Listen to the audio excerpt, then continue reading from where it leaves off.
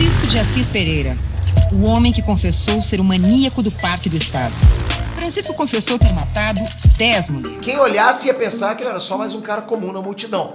Mas na verdade ele é um monstro, e o mais irônico é que ele tinha nome de santo. Ele enganava as mulheres com promessas de fama e levava elas para um pesadelo mortal no Parque do Estado em São Paulo, nos anos 90. Foram 9 assassinatos confirmados, 23 ataques confessados e uma frieza que chocou o Brasil. E sabe o pior? Ele pode sair da prisão em 2028. Hoje você vai mergulhar nessa história de gelar o sangue com detalhes que vão te fazer dormir de luz acesa. Bem-vindo à história bizarra de Francisco de Assis Pereira, o maníaco do parque. Olá pessoal, Peter aqui. Essa história não perde nada pra nenhuma série de assassino, de verdade. Se você tá no hype da nova série do Dexter, por exemplo, que acabou de estrear, você vai pirar com os detalhes do serial killer da vida real e brasileiro. Essa é uma história sobre crimes brutais, vítimas corajosas, falhas do sistema e uma mídia que transformou um monstro em subcelebridade. Se prepara porque os detalhes são sinistros. E é bom avisar pra você, responsável, que esse vídeo ele tem um teor mais adulto, mais pesado, então sugiro que você não assista com crianças. Junto com criança, ok? E mais uma vez, eu, em nome de todo o nosso time, a gente quer agradecer vocês por vocês estarem vindo aqui, se inscrevendo nesse canal. É um presente isso sem igual, porque é um começo de canal avassalador, né? Esse aqui é o terceiro ou quarto vídeo, não consigo saber agora no momento que eu tô gravando esse vídeo, mas a gente já tá chegando a 100 mil inscritos, pelo menos eu acho que a gente tá. E é surreal isso, pra gente é um baita presente, então isso vai dar muita força pra gente continuar com muita vontade, trazendo cada dia mais assuntos pra vocês.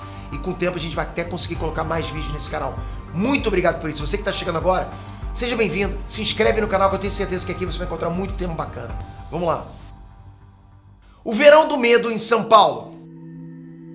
Era o verão de 1998 e São Paulo fervia, como sempre, com aquela energia caótica, né? O calor escaldante fazia as pessoas buscarem refúgio nos parques e praças. Mas um lugar que deveria ser sinônimo de tranquilidade virou palco de horror. O Parque do Estado, na zona sul da cidade. Entre árvores e trilhas, corpos de mulheres começaram a aparecer no decorrer dos meses. Mas todos ali, no mesmo parque, e todos com sinais de violência sexual e estrangulamento. A notícia se espalhou como fogo, né? Era oficial. Um serial killer estava solto. A cidade entrou em pânico. Os jornais traziam manchetes sensacionalistas. As pessoas tinham medo de sair sozinhas. Enquanto isso, as autoridades tentavam criar o perfil e encontrar qualquer mínima pista que levasse ao assassino à solta. Quem era ele? Era como procurar uma agulha no palheiro, e por meses, né? Mas a resposta estava mais perto do que eles imaginavam. Escondido na figura de um motoboy aparentemente comum, com um sorriso fácil e uma lábia afiada, né? Ele era Francisco de Assis Pereira, o maníaco do parque. A face do maníaco. Em 29 de novembro de 1967, em São José do Rio Preto, interior de São Paulo, nascia mais um bebê, como qualquer outro, né? Ninguém poderia imaginar que aquela criança tão comum e tão frágil iria marcar a história, mas de um jeito muito ruim. Ele recebeu o nome de Francisco, e durante toda a vida ele parecia um cara sem nenhum diferencial. E foi aparentemente assim a vida toda, né? Ele tinha um sonho, ele queria ser patinador. Ele chegou a ganhar o apelido de Chico Estrela quando ele era jovem, mas esse sonho ficou engavetado e deu lugar a um trabalho menos artístico e mais realista, mas ainda se mantendo sobre rodas. Com 31 anos ele trabalhava como motoboy entregando encomendas pelas ruas de São Paulo. Mas por trás da fachada de trabalhador, existia um homem com um passado tenso e uma mente perturbada. A infância do Francisco foi cheia de traumas profundos com abusos, violências e uma família completamente desestruturada, que não justifica nada, mas sempre piora. Com 10 anos ele sofreu abuso sexual por parte da tia dele e, segundo os especialistas, isso contribuiu para uma fixação mórbida por seios, um traço que apareceu nos crimes brutais que ele cometeu. Na adolescência ele enfrentou mais abusos, incluindo uma experiência traumática com um homem que quase castrou ele e fez com que ele tivesse um medo obsessivo de perder os órgãos genitais. Esses eventos eles afloraram uma personalidade instável que explodiu em violência na vida adulta. Antes de virar o maníaco do parque, o Francisco já mostrava sinais de comportamento violento. Prova disso são os relatos da Tainá, uma travesti que viveu com ele por mais de um ano. Ela contou que ele agredia ela fisicamente com socos no estômago e tapas no rosto, um padrão que no futuro ia se repetir igualzinho com as vítimas dele. Mas ninguém poderia prever a escala de horror que ia se desencadear naquele ano de 1998. Modus operandi. Diferente do que você pode estar pensando, o Francisco não era um predador impulsivo. Ele tinha um método calculado e quase teatral, né, o que tornava os crimes dele ainda mais assustadores.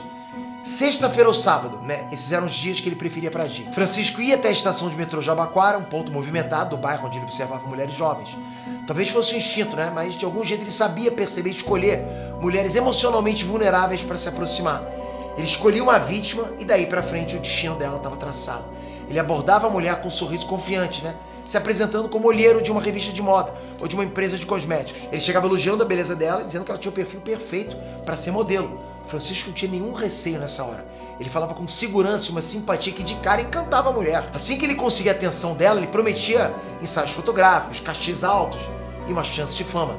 Para aquelas mulheres era uma oferta irresistível. Coincidentemente ou não, muitas delas estavam em busca de um futuro melhor.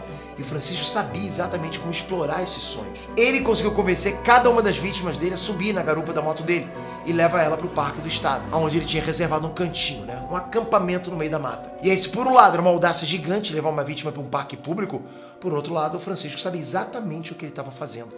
O Parque do Estado é um local isolado, muito grande, arborizado.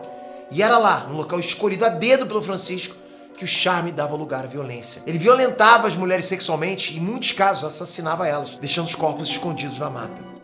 A face das vítimas. Francisco confessou 11 assassinatos e 23 ataques, mas foi condenado por 9 mortes. Na época que o assassino estava ativo, cada vez surgiu uma notícia, era um novo golpe na cidade. E no Brasil, o caso virou notícia nacional, e mesmo pessoas que moravam muito distantes de São Paulo ficavam aflitas com os crimes. Já em São Paulo, muitas mulheres passavam a viver sob o medo de quem seria a próxima vítima, A única coisa que se sabia era que todo mês uma jovem aparecia morta no parque. Entre as vítimas confirmadas estão Rosa Alves Neto, de 21 anos, trabalhava como telefonista. No dia 24 de maio de 1998, ela acordou deprimida por causa do fim do namoro dela. Então ela decidiu distrair a cabeça no parque Ibirapuera. Lá o Francisco abordou ela e ela subiu na moto para ir com ele até o Parque do Estado. Ela foi estrangulada e o corpo só foi encontrado meses depois. Elisângela Francisco da Silva, de 21 anos. Ela desapareceu no dia 9 de maio de 1998. O corpo dela foi encontrado mais de 2 meses depois, numa varredura da polícia pela mata do parque. O corpo dela já estava em estado de decomposição. Raquel Mota Rodrigues, de 23 anos. Eu até peço desculpa para vocês que eu estou um pouco emocionado, porque as idades são menores que os meus filhos, Então eu fico muito sentido com isso. Bom, Raquel Mota Rodrigues, de 23 anos, ela foi dada como desaparecida em 9 de janeiro e o último lugar que ela foi vista viva foi no bairro de Jabaquara, onde o maníaco agia. Nesse dia ela estava procurando emprego e acabou ligando para a prima dela pouco antes de sumir, dizendo que tinha acabado de conhecer um rapaz e aceitado posar como modelo para ele em Diadema, município que fica próximo do parque. O corpo dela só foi encontrado uma semana depois. Selma Ferreira Queiroz, ela tinha 18 anos. Ela caiu nas garras do maníaco no dia 3 de julho de 1998. De acordo com a perícia, ela foi violentada sexualmente, espancada, mordida e estrangulada. Para piorar, enquanto ela ainda estava desaparecida, a família dela recebeu uma ligação falsa com pedido de resgate, como se ela tivesse sido sequestrada. Patrícia Gonçalves Marinho, ela tinha 24 anos. Ela foi atacada pelo Francisco no dia 17 de abril de 1998. E da mesma forma que as outras vítimas, ela também foi abusada e estrangulada. No caso dela, Francisco usou um cadarço das botas dela para estrangular. O corpo da Patrícia só foi encontrado 3 meses depois. Eles só conseguiram identificar ela pela impressão digital. Os peritos precisaram reidratar a pele de uma das mãos dela com glicerina e formol, já que o corpo dela estava um esqueleto quando foi achado, Essas são só algumas das vítimas do maníaco do parque. O que elas tinham em comum? O gênero, a faixa etária, que não passava ali de 24 anos, por isso que para mim foi muito difícil passar essa informação para vocês, e o local onde elas foram assassinadas, o Parque do Estado. Mas a chave para desvendar os assassinatos estava justamente com elas, as vítimas, as que morreram, mas principalmente as que sobreviveram. As sobreviventes. Elas foram a prova de que nem todas as mulheres que cruzaram o caminho do Francisco viraram vítimas fatais. E esse foi o primeiro fio solto que ajudou as autoridades a encontrar o serial killer de São Paulo. Algumas daquelas mulheres que o Francisco escolheu conseguiram escapar. E as histórias delas foram cruciais para capturar ele. Uma sobrevivente contou como ela foi atraída pelo Francisco com promessa de um ensaio fotográfico para começar a carreira de modelo. Ela disse que ele era muito convincente e agia como um profissional, mas quando eles chegaram no Parque do Estado, o tom mudou e ela reagiu rápido. Assim que eles chegaram no parque, o Francisco tentou atacar ela, mas ela conseguiu fugir e alertar a polícia. E finalmente eles tinham detalhes para construir o retrato falado do maníaco. A descrição parecia um farol na noite escura, E finalmente eles tinham um caminho para seguir com as investigações. O retrato falado correu o Brasil inteiro em todos os jornais e canais de TV do país. A caçada e a captura. No começo de tudo, a polícia só tinha uma informação. Corpos de mulheres estavam sendo encontrados no Parque do Estado. Até aí a polícia tratou os crimes como casos isolados. Mas a frequência dos corpos encontrados naquela mata deixou claro que tinha um serial killer em ação. Daí veio a pressão pública e midiática em cima desse assunto e a polícia intensificou a busca. O retrato falado, baseado nos relatos da sobrevivente, foi distribuído por todo o Brasil. E foi aí que o Francisco sentiu o cerco se fechar. Ele voltou no parque da cidade e incendiou o corpo de uma das vítimas que ele tinha abandonado lá. O nome dela era Isadora Frankel e ela tinha 19 anos. Depois disso, o Francisco fugiu para o sul do país, mas lá ele foi reconhecido e denunciado. e a fuga dele terminou no dia 4 de agosto de 1998 na cidade de Itaqui, no Rio Grande do Sul, a mais de 700 quilômetros de São Paulo. Francisco foi preso em agosto daquele ano, 23 dias depois da divulgação do retrato falado. Ele foi indiciado e por alguns dias as investigações foram intensas com ele. A polícia encontrou o capacete com Francisco, idêntico com o capacete que foi comprado com cheque da Isadora Frankel, né?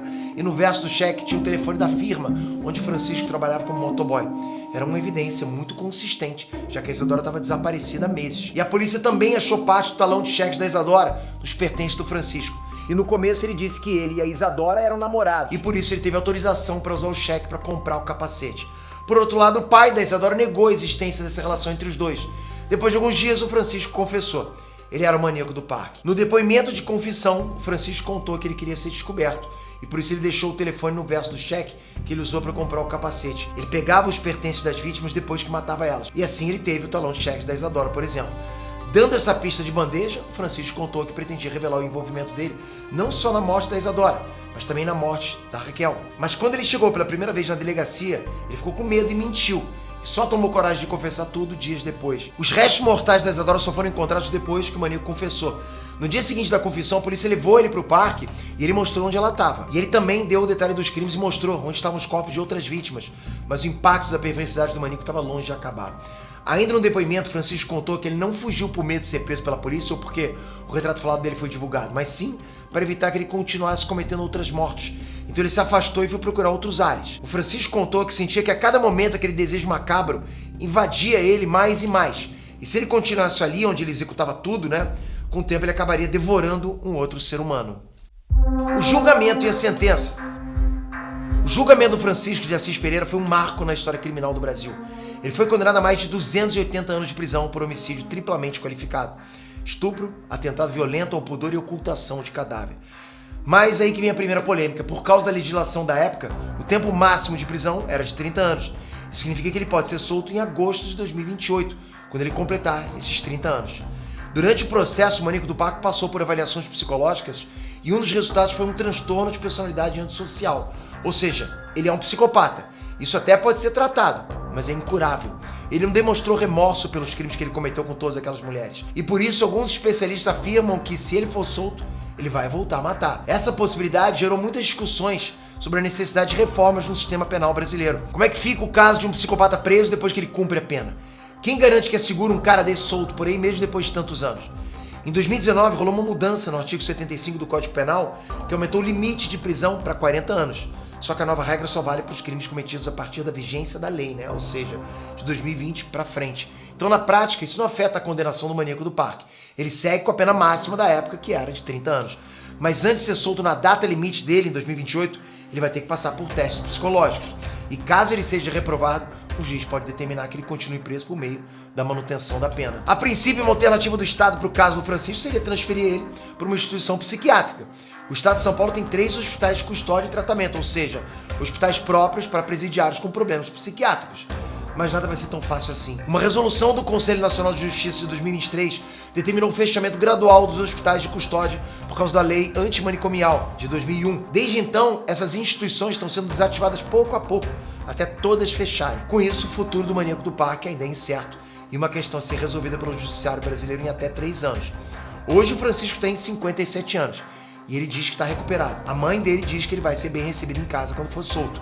E como você sabe, o prazo está chegando. Em 2018, o Ministério Público pediu um novo exame de sanidade mental para evitar a liberação do maníaco do parque. Mas ninguém tem notícia do resultado desses exames ou sequer se eles foram feitos.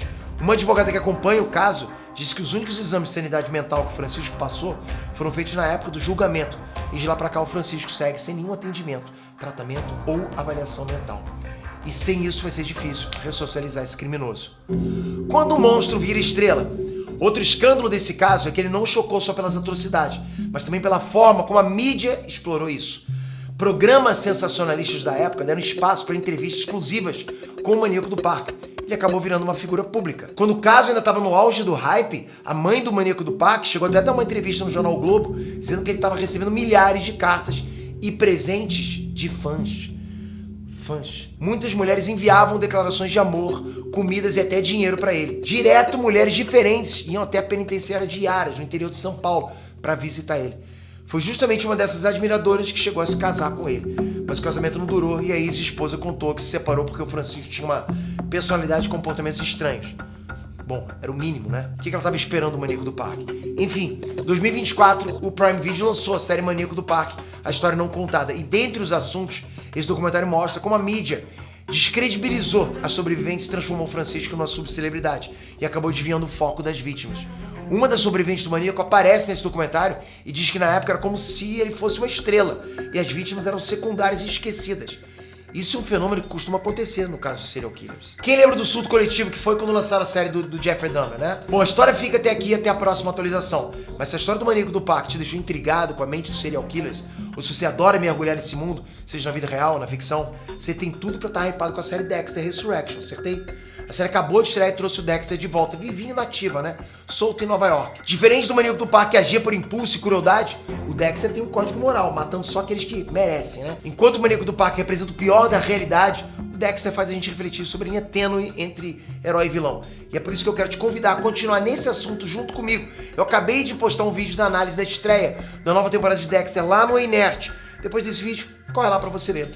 Obrigado por esse vídeo, espero muito que vocês curtam esse canal, que vocês se inscrevam nesse canal, que tá começando agora, é um bebê. Então se você tá começando agora, você viu esse canal pela primeira vez, se inscreve nesse canal, ajuda a gente a começar esse projeto, a fazer com que esse projeto vá longe. A gente quer trazer pra você as melhores histórias que existem, de toda a história, pra você poder assistir em forma de vídeo. Vai ser bacana demais saber que você tá aqui inscrito no canal. Então, faz isso agora, se inscreve aqui agora, ativa o sininho e vamos junto nessa jornada. Obrigado, galera, até a próxima. Fui!